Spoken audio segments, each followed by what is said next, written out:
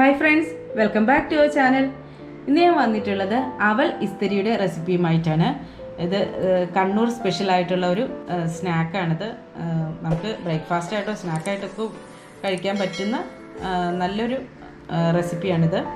അപ്പോൾ ഇതെങ്ങനെയാണ് തയ്യാറാക്കുന്നതെന്ന് നോക്കാം. ഈ അവൽ ഇസ്തിരി തയ്യാറാക്കുന്നതിന് വേണ്ടിയിട്ട് ആദ്യം തന്നെ നമുക്ക് കുറച്ച് പാലൊന്ന് തിളപ്പിച്ചെടുക്കണം. അപ്പോൾ ഞാനിവിടെ 1/2 ലിറ്റർ പാല് ഒരു സോസ് പാനിലിട്ട് എടുത്തിട്ടുണ്ട്. ഇനി ഇതിലേക്ക് ആവശ്യത്തിനുള്ള പഞ്ചസാര ചേർത്ത് കൊടുക്കാം. ഞാനിവിടെ 4 ടേബിൾ സ്പൂൺ പഞ്ചസാരയാണ് ചേർക്കുന്നത്. ഇനി ഇത് നന്നായിട്ടൊന്ന് തിളപ്പിച്ചെടുക്കാം. പിന്നെ വേണ്ടത് കുറച്ച് അവലാണ്. അപ്പോൾ ഞാനിവിടെ കുറച്ച് അധികം അവലെടുത്തിട്ടുണ്ട് കേട്ടോ. അപ്പോൾ ഇത്രയൊന്നും നമുക്കൊരു 1 കപ്പിൻ്റെ ആവശ്യമുള്ളൂ. അപ്പോൾ അവലാകുമ്പോൾ നമുക്ക് ഒന്നിച്ചങ്ങോട്ട് വറുത്ത് വെച്ചേക്കുകയാണെങ്കിൽ പിന്നീട് നമുക്ക് ഉപയോഗിക്കാൻ പറ്റും. അപ്പോൾ ഇത് നമുക്ക് വറുത്തെടുക്കണം. ഇത് ഞാൻ നല്ല മട്ട അവലാണ് എടുത്തിരിക്കുന്നത്. അപ്പോൾ അവരെ ഏത് വേണമെങ്കിലും എടുക്കാം. അതുപോലെ ഇത് നല്ല ക്രിസ്പി ആയി വരുന്നത് വരെ വറുത്തെടുക്കണം. അപ്പോൾ നമുക്ക് അവൽ ഇസ്തിരി സെറ്റ് ചെയ്തെടുക്കാം.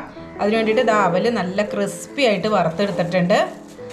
അപ്പോൾ ഇനി ഇത് നമുക്ക് ഇതിനകത്തേക്ക് ഇട്ട് കൊടുക്കാം.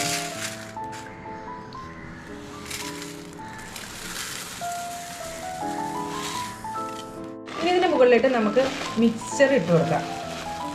അപ്പോൾ ഈ മിക്സ്ചർ എന്ന് പറഞ്ഞാൽ നമ്മുടെ ഓമപ്പൊടി എന്നൊക്കെ പറയില്ലേ, അതാണ് കേട്ടോ. അതായത് എരിവില്ലാത്ത മിക്സ്ചർ, ബോംബെ മിക്സ്ചർ എന്നൊക്കെ പറയും, അതാണ് സംഭവം. നോർമലായിട്ടുള്ള ഇതിനകത്ത് ഇതിങ്ങനത്തെ സംഭവങ്ങളൊന്നും ഉണ്ടാവാറില്ല കേട്ടോ. സാധാരണയുള്ള അവൽ ഇസ്തിരിക്കിൽ ഇതുപോലത്തെ ഒന്നും ഉണ്ടാവാറില്ല.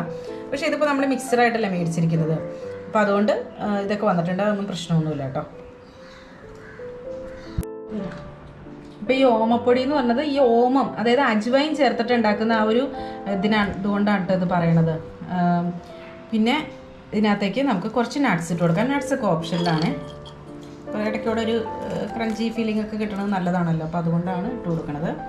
പിന്നെ ഇതിനകത്തേക്ക് നമ്മൾ ചേർക്കുന്നത് റോബസ്റ്റ പഴമാണ്. അപ്പോൾ അത് ചേർത്ത് കൊടുക്കാം.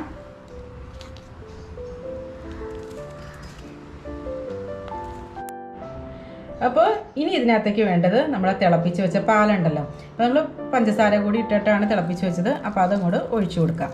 അപ്പോൾ ഇത് മൊത്തം ഒഴിക്കേണ്ടത് നമുക്ക് ആവശ്യത്തിന് ഇതിങ്ങനെ നന്നായിട്ടൊന്ന് കുതിർന്ന് കിട്ടാൻ പാകത്തിന് മാത്രം ഒഴിച്ച് വെച്ചാൽ മതി. അതുപോലെ ഇത് സെർവ് ചെയ്യണതിന് തൊട്ട് മുമ്പ് മാത്രമാണ് ഈ പാൽ ഒഴിക്കാമുള്ളൂ. നേരത്തെ ഒഴിച്ച് വെച്ചിട്ടുണ്ടെങ്കിൽ അവലായതുകൊണ്ട് തന്നെ അറിയാലോ, പെട്ടെന്ന് തന്നെ അപ്പടി കുതിർന്ന് ആകെ നമുക്കത് കഴിക്കാൻ പറ്റില്ലാത്തൊരവസ്ഥയിലിട്ട് പോകും. അപ്പോൾ ഇത് സെർവ് ചെയ്യുമ്പോൾ ഇങ്ങനെ എടുത്തിട്ട് താഴത്തുനിന്ന് തൊട്ട് എടുത്തിട്ട് എല്ലാം കൂടെ കൂട്ടി എടുത്തിട്ട് അങ്ങോട്ട് കഴിക്കുക കേട്ടോ.